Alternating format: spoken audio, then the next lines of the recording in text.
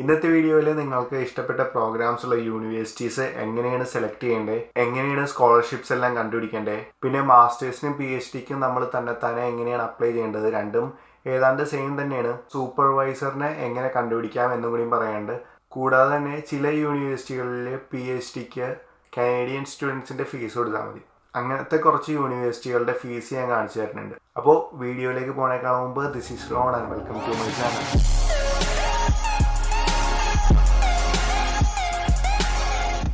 കാനഡയിലെ യൂണിവേഴ്സിറ്റികളെ പറ്റി അറിയാനുള്ള ഒരു വെബ്സൈറ്റാണിത്, universitystudy.ca. ഇതിൻ്റെ ലിങ്ക് എല്ലാം ഞാൻ ഡിസ്ക്രിപ്ഷനിൽ കൊടുക്കാം. അപ്പോൾ എല്ലാവരും ഈ വെബ്സൈറ്റിലൊന്ന് പോയി ചെക്ക് ചെയ്യൂ. ഇതിൻ്റെ ഫസ്റ്റ് ടാബിൽ നമുക്ക് കാനഡയിലെ ഓരോരോ പ്രൊവിൻസിലെ യൂണിവേഴ്സിറ്റികളെ കുറിച്ച് അറിയാൻ പറ്റും. പിന്നെ നിങ്ങൾ പഠിക്കാൻ പോകുന്ന പ്രോഗ്രാം ഏത് യൂണിവേഴ്സിറ്റികളിലാണ് ഉള്ളതെന്ന് സെർച്ച് ചെയ്യാനായിട്ട് സെക്കൻഡ് ടാബിൽ പോകണം. ഇതിൽ ഞാനിപ്പോൾ സെർച്ച് ചെയ്യാൻ പോകുന്നത് ടൂറിസത്തിൽ മാസ്റ്റേഴ്സ് ഡിഗ്രി കൊടുക്കുന്ന ഏതെല്ലാം യൂണിവേഴ്സിറ്റീസ് കാനഡയിൽ ഉണ്ടെന്നാണ്. അപ്പോൾ ഒരു ലിസ്റ്റ് വന്നിട്ടുണ്ട്. ആ ലിസ്റ്റിൽ നിന്ന് നിങ്ങൾക്ക് ഇഷ്ടമുള്ള പ്രൊവിൻസ് വേണമെങ്കിൽ ഫിൽട്ടർ ചെയ്ത് നോക്കാം. ഇനിയിപ്പോൾ നിങ്ങൾ 2-3 യൂണിവേഴ്സിറ്റീസ് സെലക്ട് ചെയ്തിട്ട് അത് കമ്പയർ ചെയ്യണമെങ്കിൽ ഹോം പേജിൽ പോയിട്ട് കമ്പയർ യൂണിവേഴ്സിറ്റീസ് ക്ലിക്ക് ചെയ്താൽ മതി.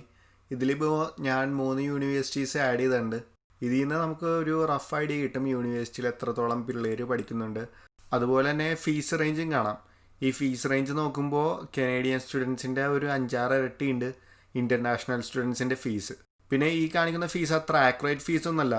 സോ നിങ്ങളുടെ യൂണിവേഴ്സിറ്റിയുടെ വെബ്സൈറ്റിൽ പോയിട്ട് ആ പ്രോഗ്രാമിൻ്റെ ഫീസ് ഒന്നുകൂടി ഒന്ന് ചെക്ക് ചെയ്ത് നോക്കണം. പിന്നെ ഈ വെബ്സൈറ്റിൻ്റെ 3rd ടാബിൽ നമുക്ക് ഇവിടുത്തെ സ്കോളർഷിപ്സിനെ കുറിച്ച് അറിയാൻ പറ്റും. അപ്പോൾ ഞാനിപ്പോൾ സെർച്ച് ചെയ്യാൻ പോകുന്നത് കമ്പ്യൂട്ടർ സയൻസിലെ മാസ്റ്റേഴ്സ് ഡിഗ്രിക്ക് പഠിക്കുന്ന കുട്ടിയുടെ സ്കോളർഷിപ്സ് ആണ്. ഇപ്പോൾ ഒരു 74ഓളം സ്കോളർഷിപ്സ് വന്നിട്ടുണ്ട്. ഈ സ്കോളർഷിപ്പുകളുടെയൊക്കെ ഡെഡ് ലൈൻ കഴിഞ്ഞിരിക്കുകയാണ്. കാരണം ഇതെല്ലാം സെപ്റ്റംബർ ഇൻടേക്കിന് വേണ്ടിയുള്ള സ്കോളർഷിപ്സ് ആണെന്ന് തോന്നുന്നു. അതുകൊണ്ടാണ് ഇതിൻ്റെ ഡെഡ് ലൈൻ ക്ലോസ്ഡ് എന്ന് കാണിക്കുന്നത്. ഇതുപോലെ തന്നെ നിങ്ങൾക്ക് പല ടേംസിനും സ്കോളർഷിപ്സ് വരും. പക്ഷെ അതിൻ്റെ ഡെഡ് ലൈൻ അതിന് മുമ്പത്തെ മാസങ്ങളിലായിരിക്കും. എല്ലാ സ്കോളർഷിപ്സൊന്നും ഞാൻ കാണിച്ചിരുന്നില്ല. നിങ്ങൾ തന്നെ ഈ സൈറ്റിൽ പോയിട്ട് നിങ്ങളുടെ പ്രോഗ്രാമിനെ പറ്റിയ സ്കോളർഷിപ്സ് എല്ലാം നോക്കി വെച്ചോ. പിന്നെ ഈ സ്കോളർഷിപ്പിന് അപ്ലൈ ചെയ്യാനായിട്ട് നിങ്ങൾക്ക് അഡ്മിഷൻ കിട്ടിയിട്ട് നിങ്ങൾക്ക് ഒരു യൂസർ നെയിമും പാസ്വേഡും തരും. അത് വെച്ചിട്ട് നിങ്ങൾ സ്റ്റുഡൻറ്റ് പോർട്ടലിൽ ലോഗിൻ ചെയ്ത് കഴിഞ്ഞാൽ സ്കോളർഷിപ്സ് എന്ന് പറഞ്ഞൊരു ആപ്ലിക്കേഷൻ ഉണ്ടാവും.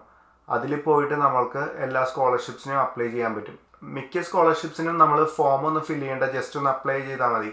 ചില സ്കോളർഷിപ്സിന് മാത്രമായിരിക്കും എന്തെങ്കിലും ഫോം ഒന്ന് ഫില്ല് ചെയ്യേണ്ടി വരുന്നത്. ഇനി നമുക്ക് മാസ്റ്റേഴ്സിനും PhDക്കും അപ്ലൈ ചെയ്യുന്ന സ്റ്റുഡൻസ് ശ്രദ്ധിക്കേണ്ട കുറച്ച് സ്റ്റെപ്സ് കാണാം. ഫസ്റ്റ് ചെയ്യേണ്ട കാര്യം, നിങ്ങൾ പഠിക്കാൻ പോകുന്ന പ്രോഗ്രാം ഓഫർ ചെയ്യുന്ന യൂണിവേഴ്സിറ്റികളിൽ നിന്ന് ഒരു 3 എണ്ണമെങ്കിലും ഷോർട്ട് ലിസ്റ്റ് ചെയ്യണം.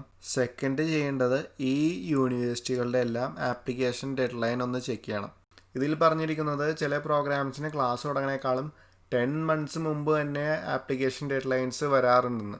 ഇതുകൊണ്ടാണ് ഞാൻ വേറൊരു വീഡിയോയിൽ പറഞ്ഞ യൂണിവേഴ്സിറ്റിയിൽ അപ്ലൈ ചെയ്യാൻ പോകുന്ന പിള്ളേർ 1-1.5 വർഷം മുമ്പേ ഇതിനുള്ള പ്രിപ്പറേഷൻസ് തുടങ്ങണമെന്ന്. പിന്നെ ഇവർ ആപ്ലിക്കേഷൻ പോർട്ടൽ ഓപ്പൺ ആക്കുമ്പോൾ തന്നെ അപ്ലൈ ചെയ്യുന്നതായിരിക്കും നല്ലത്. കാരണം മിക്ക കോഴ്സുകൾക്കും ആവറേജ് ഒരു 30 seats ഒക്കെ ഉണ്ടാവുള്ളൂ പെർ ടൈമിൽ. പിന്നെ അത്യാവശ്യം നല്ല CGPA ഉള്ളവർക്കും റിജക്ഷൻ വരാറുണ്ട്. കാരണം ചിലപ്പോൾ അവർ ലാസ്റ്റ് ആയിരിക്കും അപ്ലൈ ചെയ്യണത്. അതുപോലെ തന്നെ കൂടെ അപ്ലൈ ചെയ്ത പിള്ളേർക്കും നല്ല CGPA ഉണ്ടാവും. സോ ടോപ്പ് 30ൽ ഇവർ വന്നിട്ടുണ്ടാവില്ല. അതുകൊണ്ട് എല്ലാവരും ആപ്ലിക്കേഷൻ പോർട്ടൽ ഓപ്പൺ ആക്കുമ്പോൾ തന്നെ അപ്ലൈ ചെയ്യാൻ ശ്രമിക്കുക. പിന്നെ ചെക്ക് ചെയ്യേണ്ട ഒരു ഇമ്പോർട്ടൻ്റ് ആയിട്ടുള്ള കാര്യം, യൂണിവേഴ്സിറ്റികളുടെ അഡ്മിഷൻ റിക്വയർമെൻറ്റ്സ് വായിച്ചു നോക്കിയിട്ട് നിങ്ങളുടെ പ്രൊഫൈൽ അതിന് എലിജിബിൾ ആണോ എന്ന് ചെക്ക് ചെയ്യണം. ഫോർ എക്സാമ്പിൾ, യൂണിവേഴ്സിറ്റി ഓഫ് ഒട്ടാവയിൽ മാസ്റ്റേഴ്സ് ചെയ്യാനായിട്ട് 4 yearsൻ്റെ ബാച്ചിലേഴ്സ് ഡിഗ്രി വേണം എന്നാണ് അവർ പറയുന്നത്. ഇത് കുറേ പേര് ചോദിച്ചൊരു ക്വസ്റ്റ്യൻ ആണ്, 3 വർഷമുള്ള ബാച്ചിലേഴ്സ് ചെയ്താൽ മാസ്റ്റേഴ്സ് ചെയ്യാൻ പറ്റുമെന്ന്. ചില യൂണിവേഴ്സിറ്റികളിൽ ഇതുപോലെ 4 year തന്നെ ബാച്ചിലേഴ്സ് ചെയ്യണമെന്ന് റിക്വയർമെൻറ്റ് ഉണ്ടാവും. അങ്ങനത്തെ യൂണിവേഴ്സിറ്റികളിൽ അഡ്മിഷൻ കിട്ടാനായിട്ട് നാട്ടിൽ ബാച്ചിലേഴ്സ് കഴിഞ്ഞിട്ട് മാസ്റ്റേഴ്സ് കൂടി ചെയ്യണം. ഈ 4 വർഷം ബാച്ചിലേഴ്സ് ഡിഗ്രി വേണമെന്ന് ഇവർ പറയാൻ കാരണം എന്താണെന്ന് വെച്ചാൽ കാനഡയിലെ മിക്ക ബാച്ചിലേഴ്സ് കോഴ്സും 4 വർഷമാണ്. പിന്നെ ചില യൂണിവേഴ്സിറ്റികളിൽ ഈ ബാച്ചിലേഴ്സ് ഡിഗ്രി 4 വർഷം തന്നെ വേണമെന്ന് അവർ പറയില്ല. സോ അങ്ങനത്തെ യൂണിവേഴ്സിറ്റികളെ ഒന്ന് കോൺടാക്ട് ചെയ്ത് നോക്കാം. 3 വർഷത്തെ ഡിഗ്രിയാണ്, ആക്സെപ്റ്റ് ചെയ്യുമെന്ന് ചോദിച്ചു നോക്കാം.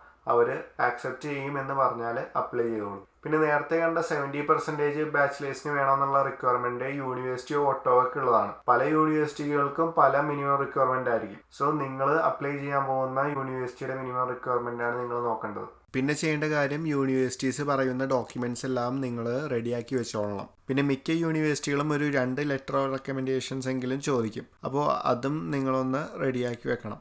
ഈ ലെറ്റർ ഓഫ് റെക്കമെൻഡേഷൻ പല യൂണിവേഴ്സിറ്റിക്കും പല രീതിയിലാണ് അയച്ചു കൊടുക്കേണ്ടത്. യൂണിവേഴ്സിറ്റി ഓഫ് ഒട്ടാവയിൽ ഞാൻ അപ്ലൈ ചെയ്തപ്പോൾ ഡിജിറ്റലായിട്ടായിരുന്നു അവർക്ക് വേണ്ടത്. സോ ആപ്ലിക്കേഷൻ ടൈമിൽ ബാച്ചിലേഴ്സിന് പഠിപ്പിച്ച 2 പ്രൊഫസേഴ്സിൻ്റെ ഇമെയിൽ ID ഞാൻ കൊടുത്തായിരുന്നു. പ്രൊഫസേഴ്സിന് യൂണിവേഴ്സിറ്റി മെയിൽ അയച്ചു. ആ മെയിൽ ID ഒരു ലിങ്ക് ഉണ്ടായിരുന്നു. ആ ലിങ്കിൽ കയറിയിട്ട് യൂണിവേഴ്സിറ്റിയുടെ പോർട്ടലിൽ പോയിട്ടാണ് റെക്കമെൻഡേഷൻ ലെറ്റർ ടൈപ്പ് ചെയ്യേണ്ടത്. പക്ഷേ കോൺകോർഡിയ യൂണിവേഴ്സിറ്റിയിൽ ഇങ്ങനെ ഡിജിറ്റൽ കോപ്പി അല്ലായിരുന്നു വേണ്ടത്, അവർക്ക് ലെറ്റർ തന്നെ വേണമായിരുന്നു. സോ കോളേജിൻ്റെ ലെറ്റർ പാഡിൽ പ്രൊഫസേഴ്സിൻ്റെ ലെറ്റർ ഓഫ് റെക്കമെൻഡേഷൻ വാങ്ങിയിട്ട് കോളേജിൻ്റെ എൻവലപ്പിൽ ഒട്ടിച്ച് സീൽ ചെയ്തിട്ടാണ് യൂണിവേഴ്സിറ്റി ഓഫ് കോൺകോർഡിയയ്ക്ക് അയച്ചത്. അവർക്ക് 3 ലെറ്റർ ഓഫ് റെക്കമെൻഡേഷനും വേണ്ടി വന്നായിരുന്നു. ഈ ലെറ്റർ ഓഫ് റെക്കമെൻഡേഷൻ അങ്ങനെ പ്രത്യേകിച്ച് ഫോർമാറ്റ് ഒന്നുമില്ല, ഒരു 100 to 200 വേർഡ്സിനുള്ളിൽ മതി. സോ എനിക്ക് ലെറ്റർ ഓഫ് റെക്കമെൻഡേഷൻ തന്ന പ്രൊഫസേഴ്സിന് ഞാനൊരു ഫോർമാറ്റ് കൊടുത്തത് ഇങ്ങനെയായിരുന്നു. ഫസ്റ്റത്തെ പാരഗ്രാഫിൽ ചെറുതായിട്ട് എങ്ങനെയാണ് പ്രൊഫസറിന് അറിയാവുന്ന കാര്യം, പിന്നെ സെക്കൻഡ് പാരഗ്രാഫിൽ എൻ്റെ അച്ചീവ്മെൻറ്റ്സ് എന്തൊക്കെയാണ്, തേർഡ് പാരഗ്രാഫിൽ മാസ്റ്റേഴ്സ് പ്രോഗ്രാമിന് എന്നെ ഈ പ്രൊഫസർ റെക്കമെൻഡ് ചെയ്യുന്നു എന്നാണ് എഴുതിയത്. സോ ഇതാണ് ഞാൻ ഫോളോ ചെയ്ത ഒരു സാമ്പിൾ ഫോർമാറ്റ്. ഇത് തന്നെ ഫോളോ ചെയ്യണമെന്നൊന്നുമില്ല, പ്രൊഫസേഴ്സിന് ഇഷ്ടപ്പെട്ട ഫോർമാറ്റിൽ അവർക്ക് എഴുതി തരാം. പിന്നെ IELTSന് യൂണിവേഴ്സിറ്റീസ് പറയുന്ന മിനിമം സ്കോറെങ്കിലും നിങ്ങൾ വാങ്ങണം. ഈ റെഡിയാക്കിയ ഡോക്യുമെൻറ്റ്സ് എല്ലാം അപ്ലൈ ചെയ്യാൻ നേരത്ത് PDF ആക്കിയിട്ട് അപ്ലോഡ് ചെയ്യണം. ചില യൂണിവേഴ്സിറ്റികളിൽ നമുക്ക് എല്ലാ ഡോക്യുമെൻറ്റ്സും അപ്ലോഡ് ചെയ്താൽ മതി. എന്നിട്ട് അഡ്മിഷൻ കിട്ടി കഴിയുമ്പോഴാണ് നമ്മൾ ഒഫീഷ്യൽ ഡോക്യുമെൻറ്റ്സ് ഒക്കെ അവർക്ക് പോസ്റ്റലായിട്ട് അയച്ചു കൊടുക്കേണ്ടത്. പക്ഷേ ചില യൂണിവേഴ്സിറ്റികൾക്ക് ഡിജിറ്റലായിട്ടുള്ളതൊന്നും സ്വീകരിക്കില്ല. അവർ എല്ലാ ഡോക്യുമെൻറ്റ്സും നമ്മൾ ആദ്യം തന്നെ പോസ്റ്റലായിട്ട് അയച്ചു കൊടുക്കണം. ഈ ഡിജിറ്റൽ കോപ്പി അപ്ലോഡ് ചെയ്യുമ്പോൾ ശ്രദ്ധിക്കേണ്ടത് എല്ലാ ഡോക്യുമെൻറ്റ്സും PDF ആയിട്ട് തന്നെ വേണം അപ്ലോഡ് ചെയ്യാൻ. ഡോക്യുമെൻ്റ് ആയിട്ടൊക്കെയാണ് അപ്ലോഡ് ചെയ്യണമെങ്കിൽ നിങ്ങളുടെ ഫോർമാറ്റ് ആയിരിക്കില്ല അവർ ഓപ്പൺ ചെയ്യുമ്പോൾ കാണുന്നത്. സോ ഫോർമാറ്റൊക്കെ വ്യത്യാസം വന്നാൽ ആകെ അലമ്പായിരിക്കും. സോ എപ്പോഴും PDF സേവ് ചെയ്തിട്ട് വേണം അപ്ലോഡ് ചെയ്യാൻ. പിന്നെ എന്തായാലും 2 ഒഫീഷ്യൽ ട്രാൻസ്ക്രിപ്റ്റ്സ് എങ്കിലും വാങ്ങണം. കാരണം ഡിജിറ്റൽ കോപ്പീസ് ചോദിക്കുന്ന യൂണിവേഴ്സിറ്റിക്ക് ഡിജിറ്റൽ കോപ്പി അയക്കാനായിട്ട് നമ്മൾ ഒരു ഒഫീഷ്യൽ ട്രാൻസ്ക്രിപ്റ്റ് പൊട്ടിച്ച് അത് സ്കാൻ ചെയ്തിട്ട് PDF ആക്കിയിട്ട് അയക്കാൻ പറ്റൂ.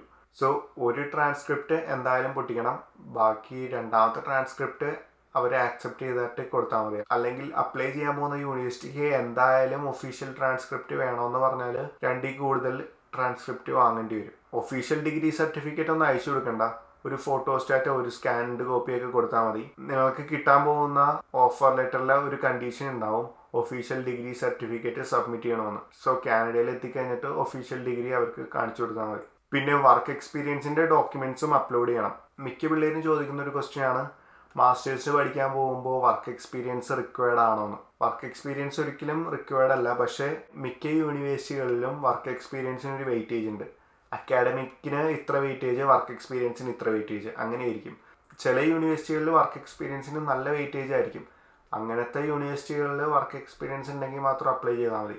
സോ നിങ്ങൾ അപ്ലൈ ചെയ്യാൻ പോകുന്ന യൂണിവേഴ്സിറ്റികളിലെ മെയിൽ ചെയ്ത് ചോദിച്ചാൽ മതി. മോസ്റ്റ്ലി മാനേജ്മെൻറ്റ് റിലേറ്റഡ് ആയിട്ടുള്ള പ്രോഗ്രാംസിനാണ് വർക്ക് എക്സ്പീരിയൻസ് അവർ ചോദിക്കുന്നത്. പിന്നെ മാസ്റ്റേഴ്സ് വിത്ത് തീസിസ് ചെയ്യുന്നവരും PhD ചെയ്യുന്നവരും എന്തായാലും സൂപ്പർവൈസറിനെ കൂടി കണ്ടുപിടിക്കണം. ഇനി ഒൻറ്റാരിയോയിലുള്ള യൂണിവേഴ്സിറ്റികളിലേക്ക് എങ്ങനെയാണ് അപ്ലൈ ചെയ്യേണ്ടതെന്ന് നോക്കാം. അപ്പോൾ ഫസ്റ്റ് തന്നെ ഒൻറ്റാരിയോ യൂണിവേഴ്സിറ്റീസ് ആപ്ലിക്കേഷൻ സെൻറ്റർ എന്ന് പറഞ്ഞ വെബ്സൈറ്റിൽ പോയിട്ട് ഒരു അക്കൗണ്ട് ഉണ്ടാക്കണം. ഇൻ്റർനാഷണൽ സ്റ്റുഡൻസിന് അക്കൗണ്ട് ഉണ്ടാക്കാനായിട്ട് അണ്ടർഗ്രാഡ് 105 എന്ന് പറഞ്ഞ പോർട്ടലിൽ പോയിട്ട് create your UAC account click ചെയ്യണം. ഇതിൻ്റെ പേര് അണ്ടർഗ്രാഡ് എന്നാണെങ്കിലും നമുക്ക് ഇതിൽ ജസ്റ്റ് ഒരു അക്കൗണ്ട് ഉണ്ടാക്കിയാൽ മതി, ആപ്ലിക്കേഷനൊന്നും ഫില്ല് ചെയ്യണ്ട.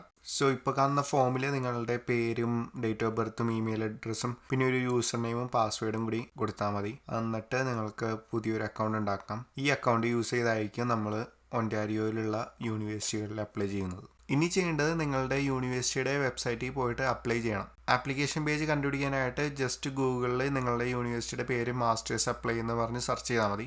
ഫസ്റ്റ് ലിങ്ക് തന്നെയായിരിക്കും ഒട്ടുമിക്ക കേസിലും. ഇനിയാണ് നമ്മൾ നേരത്തെ ഉണ്ടാക്കിയ യൂസർ നെയിമും പാസ്വേഡും ഉപയോഗിച്ച് ലോഗിൻ ചെയ്യേണ്ടത്. ഇനിയിപ്പോൾ നിങ്ങൾ UAC അക്കൗണ്ട് ഉണ്ടാക്കിയിട്ടില്ലെങ്കിൽ ഈ പേജിൽ ക്രിയേറ്റ് ആൻ UAC അക്കൗണ്ട് എന്ന് പറഞ്ഞൊരു ഓപ്ഷൻ ഉണ്ട്. അപ്പോൾ നേരത്തെ കാണിച്ച പോലെ അക്കൗണ്ട് ഉണ്ടാക്കുക, എന്നിട്ട് ലോഗിൻ ചെയ്യുക. ഇപ്പോൾ റൈറ്റ് സൈഡിൽ കാണുന്ന കുറച്ച് ഓപ്ഷൻസാണ് നമ്മൾ ഫില്ല് ചെയ്യേണ്ടത്. അതിൽ സെലക്ട് പ്രോഗ്രാമിൽ നമ്മൾ മാസ്റ്റേഴ്സ് ആണോ PhD ആണോ എന്ന് സെലക്ട് ചെയ്യണം. പിന്നെ പ്രോഗ്രാം ചോയ്സിൽ നിങ്ങളുടെ പ്രോഗ്രാം ഏതാണെന്ന് വെച്ചാൽ അത് സെലക്ട് ചെയ്യണം. മൾട്ടിപ്പിൾ പ്രോഗ്രാംസ് വേണമെങ്കിൽ സെലക്ട് ചെയ്യാം.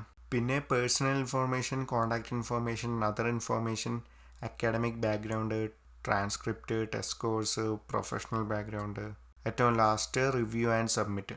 ഇതൊക്കെ ഫില്ല് ചെയ്യുമ്പോൾ നിങ്ങൾക്ക് എന്തെങ്കിലും ഡൗട്ട് ഉണ്ടെങ്കിൽ UACൻ്റെ വെബ്സൈറ്റിൽ പോയിട്ട് അണ്ടർഗ്രാഡ് 105 ക്ലിക്ക് ചെയ്തിട്ട് ഹൗ ടു അപ്ലൈ എന്ന് പറഞ്ഞ ഓപ്ഷൻ എടുത്തിട്ട് ആപ്ലിക്കേഷൻ ഗൈഡ് അതിൽ പോകണം. അപ്പോൾ നിങ്ങൾക്ക് നമ്മൾ നേരത്തെ കണ്ട ഓപ്ഷൻസ് എല്ലാം കാണാം. Personal information, contact information, academic background, programme choice, അങ്ങനത്തെ എല്ലാ ഓപ്ഷൻസ് ഇതിലുണ്ട്. അപ്പോൾ ഏതെങ്കിലും ഒരു ഓപ്ഷനിൽ ഡൗട്ട് ഉണ്ടെങ്കിൽ ഇതിൽ പോയിട്ട് ചെക്ക് ചെയ്യണം എന്തൊക്കെയാണ് ഞാൻ ഫില്ല് ചെയ്യേണ്ടതെന്ന്. ഇനി നമുക്ക് എൻ്റെ അക്കൗണ്ട് ഒന്ന് കണ്ടു നോക്കാം. ഞാൻ 2017 അപ്ലൈ ചെയ്തപ്പോൾ ഉണ്ടാക്കിയ അക്കൗണ്ടാണിത്. പിന്നെ ഓരോ യൂണിവേഴ്സിറ്റിക്കും ഓരോ ഫീസായിരിക്കും. അപ്പോൾ ആ ഫീസും കൂടി അടക്കണം. ഞാൻ അപ്ലൈ ചെയ്തപ്പോൾ $100 യൂണിവേഴ്സിറ്റി ഓട്ടോക്ക്, $110 റയേഴ്സൺ യൂണിവേഴ്സിറ്റിക്കും അടച്ചു. ഒൻറ്റാരിയോ പ്രൊവിൻസിൽ ഇല്ലാത്ത യൂണിവേഴ്സിറ്റികളിൽ അപ്ലൈ ചെയ്യുന്നവർ യൂണിവേഴ്സിറ്റിയുടെ വെബ്സൈറ്റിൽ തന്നെ എങ്ങനെയാണ് അപ്ലൈ ചെയ്യേണ്ടതെന്നുള്ള ഫുൾ ഇൻസ്ട്രക്ഷൻസും ഉണ്ടാവും. അത് വായിച്ചു നോക്കി തന്നെ അപ്ലൈ ചെയ്യാൻ പറ്റും. ഇനി അങ്ങോട്ടുള്ള വീഡിയോ PhD കാർക്ക് വേണ്ടിയുള്ളതാണ്. PhDയുടെ അഡ്മിഷൻ റിക്വയർമെൻറ്റ്, പ്രോഗ്രാം റിക്വയർമെൻറ്റ്സ്, പിന്നെ സൂപ്പർവൈസറിനെ എങ്ങനെയാണ് കണ്ടുപിടിക്കണേ, അതുപോലെ തന്നെ കുറച്ച് ഫീസ് കുറവുള്ള യൂണിവേഴ്സിറ്റീസ് എന്നൊക്കെയാണ് കവർ ചെയ്യാൻ പോകുന്നത്. ഫസ്റ്റ് തന്നെ ചെയ്യേണ്ടത് നിങ്ങളുടെ പ്രോഗ്രാമിൻ്റെ മിനിമം റിക്വയർമെൻറ്റ് എന്താണെന്ന് നോക്കാം. അപ്പോൾ ചുമ്മാ ഒരു ഗൂഗിൾ സെർച്ച് ചെയ്താൽ മതി. നിങ്ങളുടെ യൂണിവേഴ്സിറ്റിയുടെ പേരും നിങ്ങളുടെ പ്രോഗ്രാമിൻ്റെ പേരും PhD എന്നും പറഞ്ഞ് സെർച്ച് ചെയ്താൽ മതി. ഫസ്റ്റത്തെ ലിങ്ക് തന്നെയായിരിക്കും ഒട്ടുമിക്ക കേസിലും. അതിൽ അഡ്മിഷൻ റിക്വയർമെൻറ്റിൽ പോകുമ്പോൾ നമുക്ക് കാണാൻ പറ്റും മാസ്റ്റേഴ്സ് ഡിഗ്രി വേണം. കൂടാതെ മാസ്റ്റേഴ്സ് ചെയ്യുമ്പോൾ അതിൽ എന്തെങ്കിലും തീസിസോ അല്ലെങ്കിൽ എന്തെങ്കിലും പബ്ലിക്കേഷൻസോ വേണം. ഈ റിക്വയർമെൻറ്റ് മിക്ക യൂണിവേഴ്സിറ്റികൾക്കും ഉണ്ടാവും. കാരണം നിങ്ങൾ റിസർച്ച് ചെയ്യാൻ പോകുന്ന ഏരിയയിൽ നിങ്ങൾക്ക് നല്ല അറിവുണ്ടെന്ന് തോന്നിയാൽ മാത്രമേ അവർ PhDക്ക് അഡ്മിഷൻ തരുള്ളൂ. പിന്നെ നമ്മളെല്ലാവരും ഇൻ്റർനാഷണൽ സ്റ്റുഡൻസ് ആയതുകൊണ്ട് അഡ്മിഷൻ ഇക്വലൻസീസും കൂടി ചെക്ക് ചെയ്യണം. അതിൽ ഇന്ത്യൻസിന് വേണ്ട റിക്വയർമെൻറ്റ് ഉണ്ടാവും. പിന്നെ രണ്ടാമത്തെ റിക്വയർമെൻറ്റ്, നിങ്ങൾ ഒരു പ്രൊഫസറിനെ കണ്ടുപിടിക്കണം. നിങ്ങളുടെ റിസർച്ച് സൂപ്പർവൈസ് ചെയ്യാൻ താല്പര്യമുള്ള ഒരു പ്രൊഫസറിനെ. ഇനി നമുക്ക് PhDയുടെ പ്രോഗ്രാം റിക്വയർമെൻറ്റ്സ് എന്തൊക്കെയാണെന്ന് നോക്കാം. ഈ റിക്വയർമെൻറ്റ് നിങ്ങളുടെ കോഴ്സ് അനുസരിച്ചും യൂണിവേഴ്സിറ്റി അനുസരിച്ചും മാറാൻ ചാൻസ് ഉണ്ട്. ഞങ്ങളുടെ യൂണിവേഴ്സിറ്റിയിൽ PhD സ്റ്റുഡൻസിനും 3 കോഴ്സോളം എടുക്കണം. സോ മിക്ക പിള്ളേരും ഫസ്റ്റ് സെമസ്റ്ററിൽ തന്നെ ഈ 3 കോഴ്സ് എടുത്ത് തീർക്കും. അത് കഴിഞ്ഞിട്ട് 2 സെമിനാർസ് ചെയ്യാനുണ്ട്. പിന്നെ PhD കോംപ്രഹെൻസീവ് എക്സാമും ഡോക്ടറൽ തീസിസ് പ്രപ്പോസലും ലാസ്റ്റ് ഡോക്ടറൽ തീസിസും. പിന്നെ PhD ഒക്കെ പഠിച്ചുകൊണ്ടിരിക്കുമ്പോൾ നിങ്ങൾക്ക് യൂണിവേഴ്സിറ്റികളിൽ തന്നെ ടീച്ചിങ് അസിസ്റ്റൻഷിപ്പ്, റിസർച്ച് അസിസ്റ്റൻഷിപ്പ് അതുപോലുള്ള ജോലികളൊക്കെ ചെയ്യാൻ പറ്റും. അപ്പോൾ നല്ല സാലറിയും ഉണ്ട് അതിന്. സോ PhDക്ക് അടക്കുന്ന ട്യൂഷൻ ഫീസിനേക്കാളും കൂടുതൽ പൈസ നിങ്ങൾക്ക് യൂണിവേഴ്സിറ്റിയിൽ തന്നെ ഉണ്ടാക്കാൻ പറ്റും. ഈ ടീച്ചിങ് അസിസ്റ്റൻഷിപ്പിൻ്റെ കാര്യമൊക്കെ ഞാൻ ഇനി വരാൻ പോകുന്ന വീഡിയോയിൽ കവർ ചെയ്യാം. ഇനി നമുക്ക് സൂപ്പർവൈസറിനെ എങ്ങനെയാണ് കണ്ടുപിടിക്കണതെന്ന് കാണാം. അതിനായിട്ട് ഫസ്റ്റ് തന്നെ നിങ്ങളുടെ ഡിപ്പാർട്ട്മെൻറ്റിൻ്റെ വെബ്സൈറ്റിലേക്ക് പോകണം. അപ്പോൾ ഞാൻ കമ്പ്യൂട്ടർ സയൻസിൻ്റെ PhD ആണ് നോക്കിയത്. അതുകൊണ്ട് ഇലക്ട്രിക്കൽ ആൻഡ് കമ്പ്യൂട്ടർ സയൻസ് അതാണ് ഡിപ്പാർട്ട്മെൻറ്റിൻ്റെ പേര്. അപ്പോൾ ആ ഡിപ്പാർട്ട്മെൻറ്റിൻ്റെ വെബ്സൈറ്റിൽ പോകണം. അതിൽ റിസർച്ച് എന്ന് പറഞ്ഞൊരു സെക്ഷൻ ഉണ്ടാവും. ആ സെക്ഷനിൽ ഈ ഡിപ്പാർട്ട്മെൻറ്റ് റിസർച്ച് ചെയ്യാനായിട്ട് ഓഫർ ചെയ്യുന്ന കുറേ ടോപ്പിക്സ് ഉണ്ടാവും. ഇപ്പോൾ നിങ്ങൾ കാണുന്ന അൽഗോരിതംസ്, ബിഗ് ഡാറ്റ മാനേജ്മെൻറ്റ് എന്നിവയൊക്കെ കമ്പ്യൂട്ടർ സയൻസിലെ ഓരോരോ ടോപ്പിക്സ് ആണ്. അപ്പോൾ ഈ ടോപ്പിക്സിൽ നിങ്ങൾക്ക് ഇഷ്ടമുള്ള ടോപ്പിക്സ് സെലക്ട് ചെയ്തിട്ട് അതിൽ കുറച്ച് പ്രൊഫസേഴ്സിൻ്റെ പേരും കൂടി ഉണ്ടാവും. ആ പ്രൊഫസേഴ്സിൻ്റെ പ്രൊഫൈലിൽ പോയി അവരുടെ ഇമെയിൽ ID അതിലുണ്ടാവും. അപ്പോൾ ഈ ഇമെയിലിലേക്ക് നിങ്ങളുടെ റെസ്യൂമേ, നിങ്ങളുടെ തീസിസും അല്ലെങ്കിൽ എന്തെങ്കിലും പബ്ലിക്കേഷൻസ് ഉണ്ടെങ്കിൽ അതെല്ലാം കൂടി ആ പ്രൊഫസറിന് മെയിൽ ചെയ്യണം. നിങ്ങൾക്ക് PhD ചെയ്യാൻ താല്പര്യമുണ്ട്, ഇതാണ് നിങ്ങളുടെ ഏരിയ ഓഫ് ഇൻട്രസ്റ്റ് എന്നും പറഞ്ഞ്. പിന്നെ മെയിൽ അയക്കുമ്പോൾ ഒരാൾക്ക് മാത്രം അയക്കരുത്, ഒരു 3-4 പേർക്കെങ്കിലും അയക്കണം. ഇനി നമുക്ക് PhD പ്രോഗ്രാം ചെയ്യുമ്പോൾ എത്ര ഫീസ് ആവുമെന്ന് നോക്കാം. കാനഡയിലെ ചില യൂണിവേഴ്സിറ്റികളിൽ PhD പ്രോഗ്രാമിന് ഇൻ്റർനാഷണൽ സ്റ്റുഡൻസ്, കനേഡിയൻ സ്റ്റുഡൻസിൻ്റെ ഫീസ് തന്നെയാണ് കൊടുക്കേണ്ടത്. അങ്ങനത്തെ 3 യൂണിവേഴ്സിറ്റീസാണ് ഞാനിപ്പോൾ കാണിക്കാൻ പോകുന്നത്. അതിൽ കൂടുതൽ യൂണിവേഴ്സിറ്റീസും ഉണ്ടാവും. അത് നിങ്ങളൊന്ന് നോക്കിയാൽ മതി. യൂണിവേഴ്സിറ്റി ഓട്ടോയിൽ PhD ചെയ്യാനുള്ള ഫീസാണ് ഇപ്പോൾ കാണുന്നത്. PhD ആയതുകൊണ്ട് നിങ്ങൾക്ക് 3 സെമസ്റ്ററും ചെയ്യണം. സമ്മർ ബ്രേക്ക് ഒന്നും ഉണ്ടാവില്ല.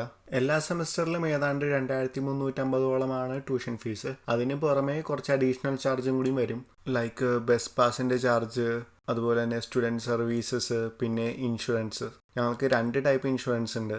ഒരെണ്ണം UHIPും വേറൊരെണ്ണം ഡെൻ്റൽ പ്ലാനും. നിങ്ങളിപ്പോൾ വിചാരിക്കേണ്ടാവും എന്തിനാണ് 2 ഇൻഷുറൻസ് കവറേജ് എന്ന്.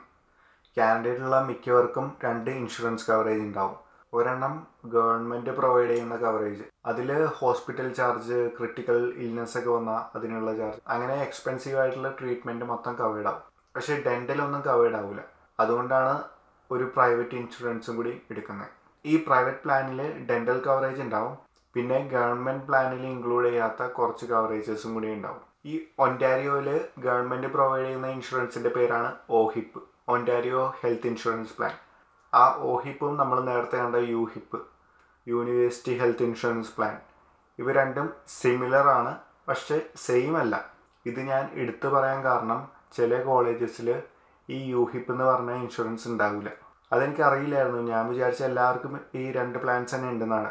അതുകൊണ്ടാണ് ഞാൻ ആ കേസ് സ്റ്റഡി ചെയ്തപ്പോൾ അഡ്വാൻറ്റേജസ് ആയിട്ട് മെഡിക്കൽ ഇൻഷുറൻസ് പറഞ്ഞത്. എന്നാൽ ഒരു 2-3 ആഴ്ച മുമ്പ് എൻ്റെ ഫ്രണ്ട് ഒരു ഫണ്ട് റേസിങ്ങിൻ്റെ ഒരു പോസ്റ്റ് ഷെയർ ചെയ്തായിരുന്നു. ലാംപ്ടൺ കോളേജിൽ പഠിക്കുന്ന ഒരു കുട്ടിക്ക് ഹാർട്ട് സർജറിക്ക് വേണ്ടിയായിരുന്നു ഫണ്ട് റേസിങ്. അപ്പോൾ ഞാൻ അവൻ്റെ അടുത്ത് ചോദിച്ചായിരുന്നു, നിങ്ങൾക്ക് യൂഹിപ്പില്ലേ, അതിൽ കവേർഡ് ആവില്ല ഇതെന്ന്. അപ്പോഴാണ് അവൻ പറഞ്ഞത് അവർക്ക് യൂഹിപ്പൊന്നുമില്ലെന്ന്. സോ ആ കേസ് സ്റ്റഡിയിൽ ഞാൻ അഡ്വാൻറ്റേജ് ആയിട്ട് പറഞ്ഞത് എല്ലാവർക്കും തന്നെ അഡ്വാൻറ്റേജ് ആയിരിക്കില്ല, ചിലവർക്ക് മാത്രമേ അതിൻ്റെ അഡ്വാൻറ്റേജ് കിട്ടുള്ളൂ. പിന്നെ സ്റ്റുഡൻറ്റ് അസോസിയേഷൻ ഫീസും കൂടി ഉണ്ട്. So total 1 year fees around $9,518 ആണ്. യൂണിവേഴ്സിറ്റി ഓഫ് ടൊറോണ്ടോയിൽ കമ്പ്യൂട്ടർ സയൻസിന് PhD ചെയ്യാനായിട്ട് $8,487 ആണ് 1 ഇയർ ഫീസ്. അതുപോലെ തന്നെ യൂണിവേഴ്സിറ്റി ഓഫ് ബ്രിട്ടീഷ് കൊളംബിയയിൽ PhD ഇൻ കമ്പ്യൂട്ടർ സയൻസ് ചെയ്യാനായിട്ടുള്ള 1 ഇയർ ഫീസ് വരുന്നത് $8,952 ആണ്. പ്ലസ് സ്റ്റുഡൻറ്റ് ഫീസും കൂടിയും വരും, അത് അറൗണ്ട് $969 ആണ്. So total 1 year fees around 10,000 അടുത്ത് തന്നെയുണ്ട്. പിന്നെ ചിലപ്പോൾ $3,200 ഇൻ്റർനാഷണൽ ട്യൂഷൻ അവാർഡായിട്ട് കിട്ടും. യൂണിവേഴ്സിറ്റി ഓഫ് ആൽബർട്ടയിൽ PhD ഇൻ കമ്പ്യൂട്ടർ സയൻസിന് ട്യൂഷൻ ഫീസ് അറൗണ്ട് $7,058 ആവും. ഇതിൽ അഡീഷണൽ ചാർജസ് ആഡ് ചെയ്തിട്ടില്ല. സോ അത് അറൗണ്ട് $1,000 അടുത്താവും. സോ ടോട്ടൽ ഒരു $8,000 ആവും 1 ഇയർ ഫീസ്. പിന്നെ ഈ ട്യൂഷൻ ഫീസൊക്കെ ഒന്നുകൂടി കൺഫേം ചെയ്യണമെങ്കിൽ നിങ്ങൾക്ക് യൂണിവേഴ്സിറ്റീനെ ഒന്ന് കോൺടാക്ട് ചെയ്താൽ നോക്കിയാൽ മതി. എല്ലാ യൂണിവേഴ്സിറ്റിക്കും അവരുടെ ഗ്രാജുവേറ്റ് ഓഫീസിനെ കോൺടാക്ട് ചെയ്യാനുള്ള മെയിൽ ID ഉണ്ടാവും. അതിൽ കോൺടാക്ട് ചെയ്താൽ വിത്തിൻ 1 or 2 days നിങ്ങൾക്ക് റിപ്ലൈ കിട്ടും. ചില യൂണിവേഴ്സിറ്റികളിൽ PhDക്ക് ഫീസ് കൂടുതലാണ്. അങ്ങനത്തെ ഒരു 2 യൂണിവേഴ്സിറ്റീസ് നോക്കാം. യൂണിവേഴ്സിറ്റി ഓഫ് കാൾട്ടണിൽ PhD ഇൻ കമ്പ്യൂട്ടർ സയൻസ് ചെയ്യാൻ ഫോൾ സെമസ്റ്ററിനുള്ള ഫീസാണ് $8,294. സോ 1 ഇയർ ഫീസ് അറൗണ്ട് $25,000 അടുത്താണ്. പിന്നെ യൂണിവേഴ്സിറ്റി ഓഫ് വാട്ടർലൂ ഒരു പബ്ലിക് യൂണിവേഴ്സിറ്റി ആയിട്ടും PhD ഇൻ കമ്പ്യൂട്ടർ സയൻസ് ഒരു സെമസ്റ്ററിൽ ചെയ്യാനുള്ള ഫീസ് $7,182 പ്ലസ് $703 അറൗണ്ട് $8,000 അടുത്താണ്. അപ്പോൾ ഒരു വർഷം ചെയ്യാനുള്ള ഫീസ് അറൗണ്ട് $24,000 അടുത്തായി. ഇനി അവരുടെ വെബ്സൈറ്റിൽ ഇത് റോങ് ഇൻഫോർമേഷൻ ആണെന്നറിയില്ല. സോ നിങ്ങൾക്കിപ്പോൾ ഡൗട്ട് ഉണ്ടെങ്കിൽ അവരൊന്ന് കോൺടാക്ട് ചെയ്ത് നോക്കാം. സോ ഇതൊക്കെയാണ് എനിക്ക് ഈ വീഡിയോയിൽ പറയാനുള്ളത്. നിങ്ങൾക്ക് എന്തെങ്കിലും ഡൗട്ട് ഉണ്ടെങ്കിൽ താഴെ കമൻറ്റ് ചെയ്യാം, അല്ലെങ്കിൽ ഇൻസ്റ്റാഗ്രാമിൽ പേഴ്സണൽ മെസ്സേജ് അയക്കാം. വീഡിയോ ഇഷ്ടപ്പെട്ടെങ്കിൽ ലൈക്ക് ചെയ്യുക, ഷെയർ ചെയ്യുക, കൂടാതെ ഈ ചാനൽ സബ്സ്ക്രൈബ് ചെയ്യുക. അപ്പോൾ അടുത്ത വീഡിയോയിൽ വീണ്ടും വരുന്നവരെ എല്ലാവർക്കും ഗുഡ് ബൈ.